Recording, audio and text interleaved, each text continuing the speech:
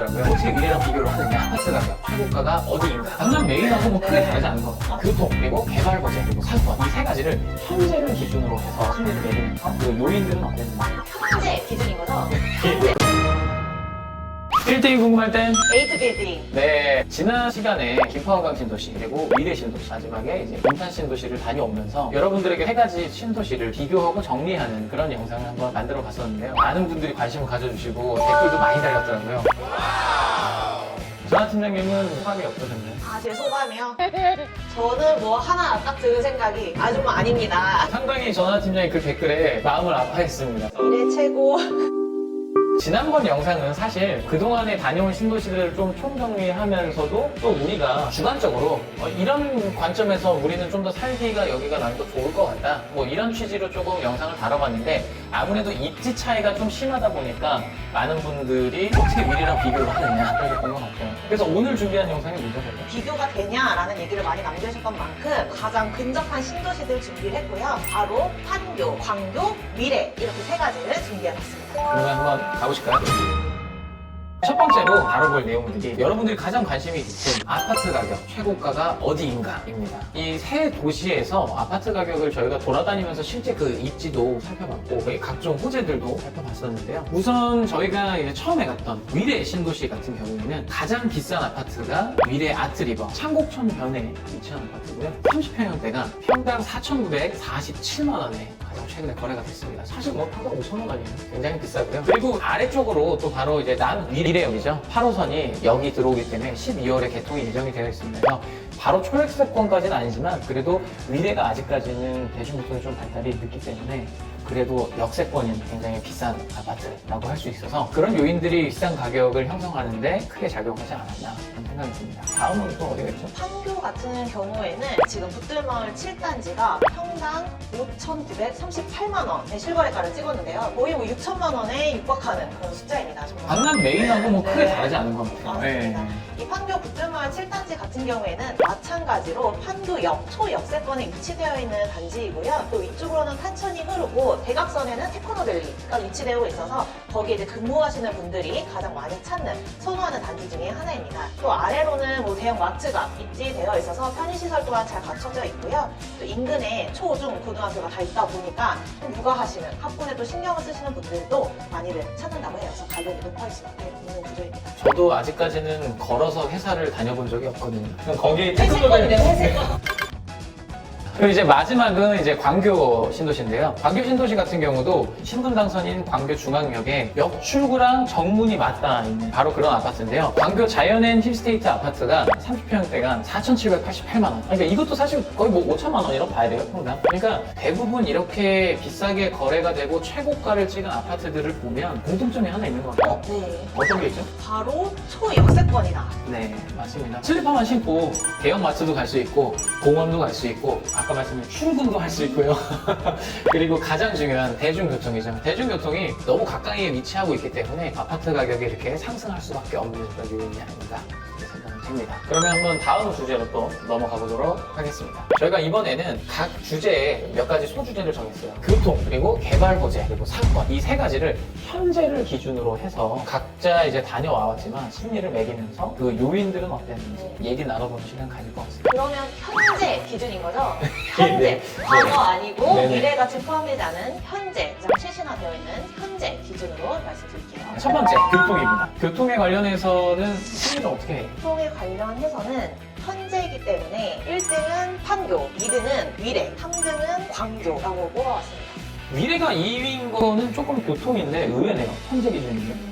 물론 많이들 대중교통으로 역으로 이동하는 강남으로의 진출입 시간이라든지 편리성을 많이 따지시는데요. 저도 고민을 되게 많이 했는데 그래도 직선 거리가 가장 가까운 게 조금 더 유리하지 않을까 싶어서 뭐 모든 사람이 다 대중교통 타고 다니는 건 아니잖아요. 그렇기 때문에 차량 이동 시간이 좀 막히는 정체 구간이 있다고 하더라도 단순한 차이로 위례를 뽑았습니다. 판교 같은 경우는 대중교통 때문에 그렇죠. 신분당선으로 쉽게 왔다 갔다 하고 그리고 빠르게 이동이 가능하다라는 그 장점이 굉장히 컸고요. 실제로 저도 이제 고객 미팅이나 답사 다닐 때 판교를 여러 번 왔다 갔다 했었는데 이게 무시하지 못하는 장점이더라고요. 그렇다고 해서 자차로 이동을 한다고 하더라도 거리가 멀었던 것도 아니었고요. 자동차로 이동을 하시거나 대중교통을 이용하시거나 둘 다 편리하게 느꼈던 위치였습니다. 아무래도 직선거리가 제일 먼 이제 광교를 마지막 순위로 해서 넣으신 거겠죠. 네, 뭐 순위로는 마지막이지만 그래도 광교도 굉장히 편리하죠. 영상을 시청해주신 분들도 수긍하실 거예요. 근데 이제 저는 조금 다릅니다. 판교는 1위고요. 2위가 광교입니다. 그리고 3위가 미래인데요. 저 같은 경우는 해 지역에 인접한 곳에 거주를 하다 보니까 사실 이 세 신도시를 다 잘 알거든요. 판교 같은 경우는 달리 말씀드릴 필요 없이 미래랑만 비교를 하더라도 미래의 그 중앙광장 그리고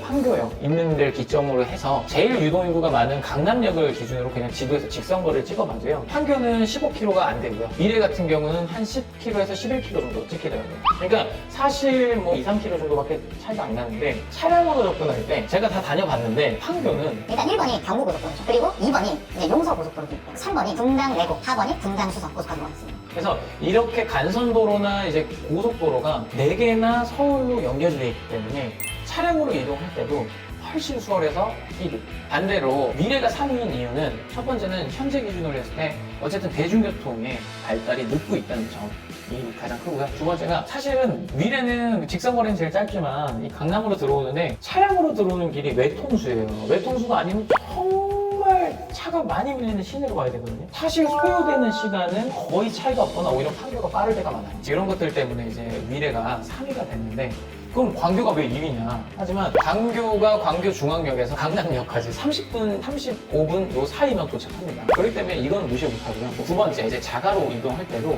용인 서울고속도로랑 경부고속도로의 세 지역이기 때문에 그런 부분들을 무시할 수 없다. 대중교통이 훨씬 발달이 돼 있어서 2위로 저는 선정을 했습니다. 미래에 거주하시는 분들이 뭐 수긍하실 수도 있고 무슨 말도 안 되는 소리냐? 광교보단 그래도 미래가 가깝다. 이러실 수 있는데 저는 제가 그럼 이제 두 번째 소주제로 한번 넘어가 볼까요? 두 번째는 바로 개발 호재입니다. 저희가 뭐 교통 얘기하면서도 현재뿐만 아니라 이제 미래에 대해서도 얘기를 나눠봤는데요. 그렇죠. 호재가 또 교통만 있는 건 아니잖아요. 이 호재를 따져봤을 때는 이 세 개 신도시 중에 어디가 저는 이제 아무래도 1위가 광교입니다. 2위가 미래, 3위가 판교.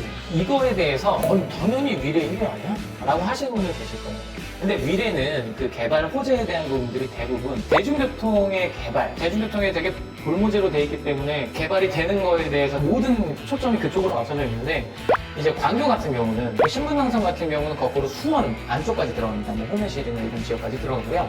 그리고 GTX A노선, C노선의 영향권 안에 이용을 할 수 있는 범위 안에 있는 그런 위치이기도 하고요. 다른 부분을 말씀드리면 소개 영상에도 나왔지만 자급자족의 기능이 강한 곳인데 자급자족의 기능을 훨씬 더 강화해 줄 수 있는 경기 융합타운이 들어오면서 경기도청 신청사가 먼저 들어오고 그 이후에 민간이나 여러 가지 관공서나 공기업들이 들어오는 그런 대규모 개발이 계속 진행 중에 있기 때문에 이 안에서 모든 경제, 소비 이런 것들이 이루어질 수 있는 도시이기 때문에 그래서 1위를 뽑았습니다. 근데 사실 그리고 판교는 개발 호재라기보다는 워낙 지금 완성도가 높아서 개발 호재로는 3위로 뽑았습니다. 더 같으면 있을까요? 다른 순위는? 저도 뭐 비슷한 이유가 있기는 하지만 1위는 미래고요. 2위는 광교, 3위는 마찬가지로 판교를 뽑도록 하겠습니다. 3위가 판교인 이유는 대표님 말씀하신 것처럼 미래는 뭐 교통의 호재 여지도 남아있지만 그 1000병동이 넘는 그런 큰 규모의 병원도 들어올 예정이고 또 가장 중요한 게 학군인데 강남하고 가깝다 여기에서 벗어나서 미래의 명보고등학교, 덕수고등학교가 내년 3월부터는 이제 입학 시작한다고 합니다. 학군을 중시하는 신혼부부라든지 학부모들이 많이 이전을 하지 않을까 생각도 들고요. 두 번째로 광교를 뽑은 이유는 뭐 대표님은 뽑으신 것처럼 자급자족.